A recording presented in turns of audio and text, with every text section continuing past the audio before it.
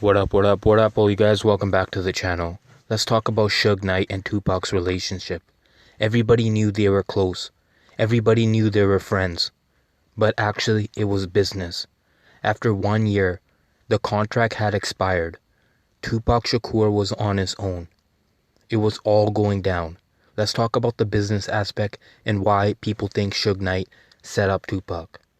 Tupac Shakur came in death row in 1995, desperate, struggling, needed money, needed bail, and only Interscope Records, managed by Suge Knight, the man, the devil himself, would be assigned Tupac. Tupac was an artist, Suge Knight was already the boss, so the position is the position. Tupac said himself he was just a capo. Suge Knight was facing legal troubles with Snoop Dogg because of the case, and P. Diddy and Biggie Smalls were quickly getting ahead. Everybody was jealous. Biggie Smalls was the mecca of hip-hop. New York, New York. The tensions all started between the West and the East long time ago in the early 90s when Tim Dog and others dissed the West Coast. But actually there was no beef. It wasn't over turf. It wasn't over money. Let's get back to the mid-90s. Tupac needs bail. Eazy-E has passed away. It's 1995 or Tupac would have gone to Ruthless Records. He had to do a deal with Suge. He didn't want to. Suge wanted him on death row back in the day. Paid him for Above the Rim soundtrack, So Much Pain. It wasn't even used. Even song Life So Hard was bought by Snoop Dogg and Death Row Records. They were affiliates of Tupac, but Thug Life was an independent group. Tupac wanted to start up his own record label in the future, but now he needed help. He went to Suge. He didn't trust him, but he had to. They did the deal. Suge was with Tupac 24/7. When they slept, when they wake up, when they went on vacation, when they're recording the album. This is Tupac in 95. Look at his attire. Tupac was dressed like an outlaw, a bicyclist, a biker. Before 96, you could see him get all suited up, put on a pair of glasses, put on 4-finger rings. Tupac Shakur definitely changed his style to M.O.B. in 1996. Hanging around Suge Knight for 1 year played effect. He got an M.O.B. tattoo, and he was actually affiliated, if not a part of the Bloods. He was chilling with the big boys, like Al Buntree, Trayvon Lane, and others. Tupac loved the M.O.B. way, the Blood way, how they mobbed everyone, and in the 90s, the Bloods were coming up.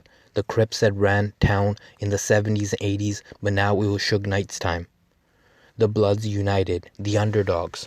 Tupac loved it. They were like the Black Panther Party, the leftovers. So now they waged war against P. Diddy. P. Diddy and Suge Knight had an altercation in Atlanta nightclub. Big Meech was there. Everybody was there. Suge came with only one guy, his bodyguard Jake. Sadly, Jake fell victim. People didn't know it was going to escalate to violence. It's the first time it actually got physical. Suge Knight was yelling too much at P. Diddy, and I guess Wolf guys didn't like it. The New York guys meant business. They were taking over. P. Diddy was now becoming the king. It was no longer 1992 with Dr. Dre's Chronic and 1993 with Doggy Style. It was 1994 with Biggie Smalls. He's taken over the charts. Tupac had to stop him. That was his ex-friend. Someone he mentored, someone who turned on him. Even though Biggie wanted Tupac to be his manager, Tupac said, no, go with Puff, you'll become a star, which was true. But Biggie started playing Tupac's lane, started setting him up, started acting noble, when really he knew it was the big OGs from New York. So do you want war with the big new OGs from New York, or do you want it with Pac? They went with Pac. They thought Pac was soft. He was always laughing, always drunk, giggling. But Pac meant business. He had a lot of back. He had a lot of pull on the West Coast. The East Coast rappers didn't know too much about the West Coast culture. They would soon find out. LA wasn't about palm trees and chilling and just parties. They meant business. Yes, Bad Boy was hard to hit.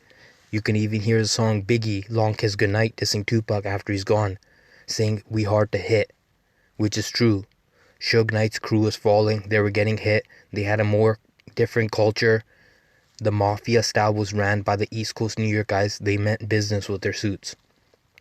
Now Tupac knew this. He was paranoid. Even going back to New York, even though he had a lot of friends, he did say a lot of stuff about New York. He did get touched up in New York.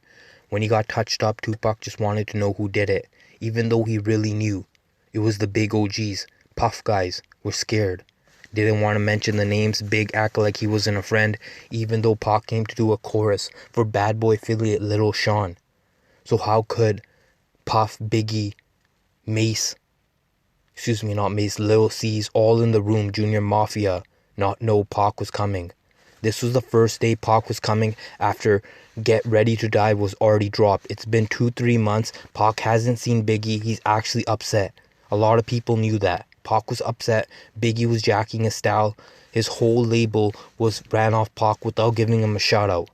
Even when he went to jail, he didn't give him a shout out. But Pac wanted to see Big. There was tension in the air.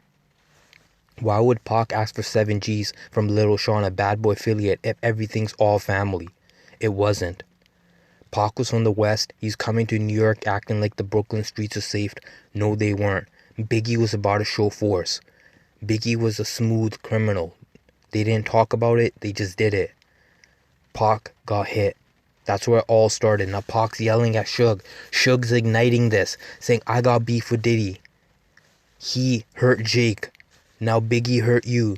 Let's do this together. But really, Suge Knight was friends with P. Diddy. They had a mutual relationship. They were actually friends before the tensions got all the way through the roof.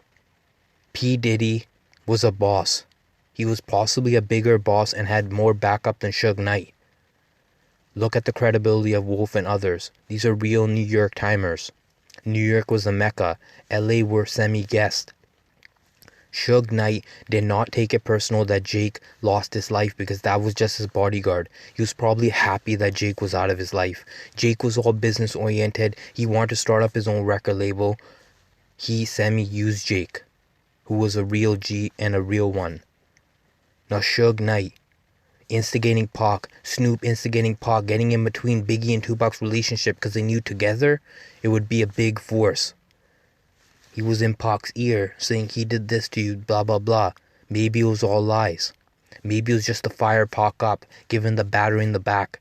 They put that death row chain on him and it was on.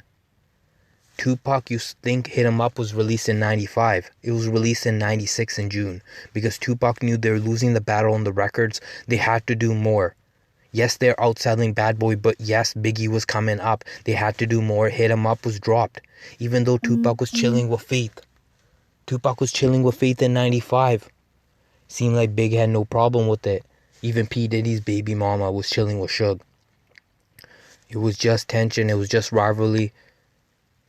Next thing you know, Pac's contract is coming up. It's been 1 year. Even if it was an official contract, he's actually leaving. Everybody from Death Row got pushed to the side. Tupac was the only one dropping albums, and now he's leaving.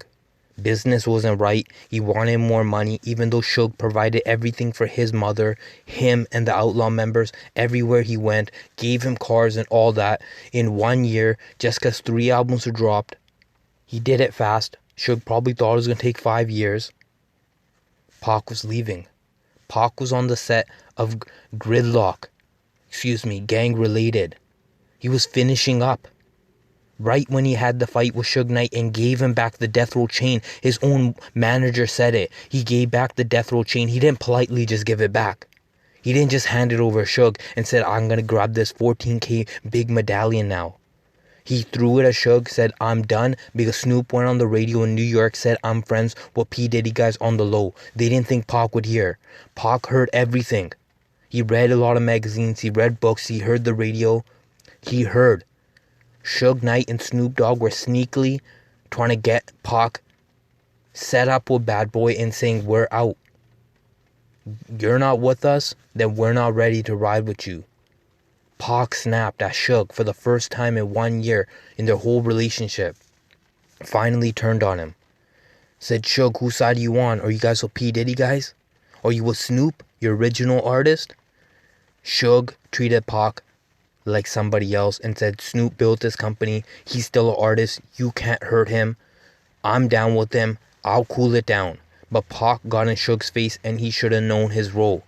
Suge is very Very smart.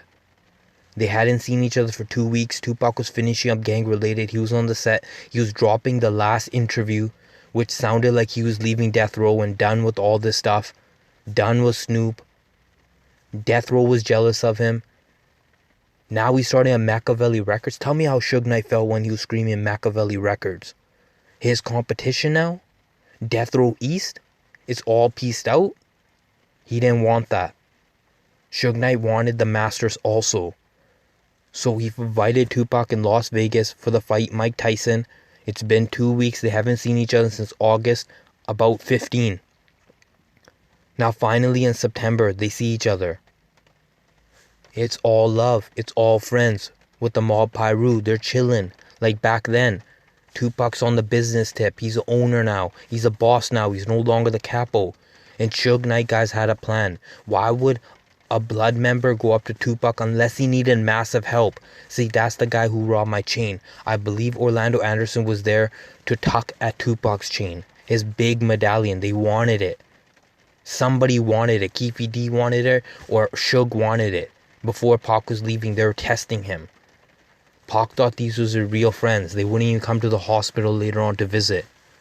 When Pac was in the car, he didn't need the vest. He didn't care because he knew people are coming for his head. There was contracts out on him. When the car pulled up, Tupac was squirming for the back seat. He got up. He was going for the back seat. A true friend like Tupac would have took bullets for Suge if he thought it was genuine. He knew it was a setup. He knew it was a surprise. He knew Tupac. He knew Suge and Keefy D were friends with the Southside Crips. Even they're turning on him. P. Diddy put $1 million on Tupac where anybody would have done it, even his own friends. Idi Amin was in the back with Gaddafi. They didn't say anything. But when Gaddafi wanted to say something, the outlaws took him out. They said, we don't play that rule. You know death row's for real. They'll come after us. Idi Amin knew what happened. He said in an interview they were shooting at Pac. They knew it was the Southside Crips. It was a